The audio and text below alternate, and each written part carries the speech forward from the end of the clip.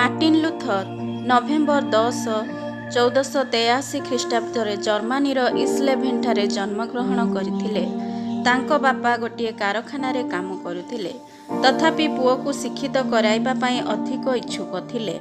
Martin Luther 1505 ଖ୍ରୀଷ୍ଟାବ୍ଦ ବେଳକୁ MA ପାଠ ସାରି ଓକିଲାତିରେ ଜଏନ୍ କଲେ। ପୁଣି ଓକିଲାତି ପରେ ସେ ବାଇବଲ ତାଲିମ ନେଲେ। ସେ ରୋମାନ ମଣ୍ଡଳୀରେ ଥିଲେ। ତାଙ୍କ ପ୍ରଧାନ ଚିନ୍ତାର ବିଷୟ ଥିଲା ପାପକ୍ଷମା ଏବଂ ପରିତ୍ରାଣ।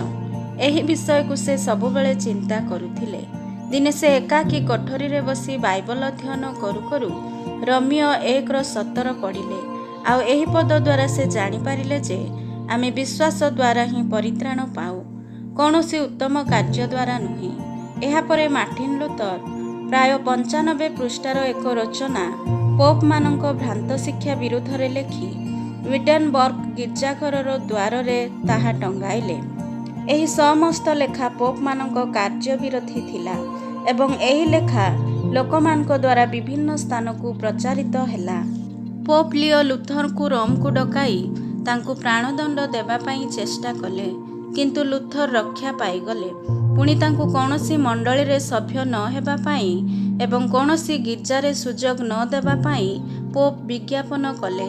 ଲୁଥରଙ୍କ ଲେଖା ଦ୍ୱାରା ସମସ୍ତ ଲୋକମାନେ ପୋପମାନଙ୍କ ଭ୍ରାନ୍ତ ଶିକ୍ଷା ଏବଂ ବାଇବଲ ବିରୋଧୀ କାର୍ଯ୍ୟ ଜାଣିପାରିଲେ।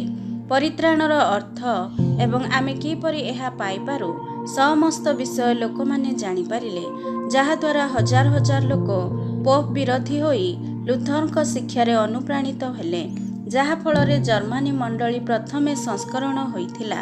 ଆଉ ସେମାନେ ପୋପମାନଙ୍କ ଶିକ୍ଷା ଏବଂ ସମସ୍ତ ଅଭ୍ୟାସ ପରିତ୍ୟାଗ କଲେ। ମଣ୍ଡଳୀରେ ଥିବା ସମସ୍ତ ଅନ୍ଧବିଶ୍ୱାସ ଦୂର ହେଲା। ଏହିପରି ଭାବରେ ଜର୍ମାନୀ ମଣ୍ଡଳୀ ସହିତ ବିଭିନ୍ନ ଦେଶର ମଣ୍ଡଳୀଗୁଡ଼ିକରେ ମଧ୍ୟ ସଂସ୍କରଣ ହୋଇଥିଲା।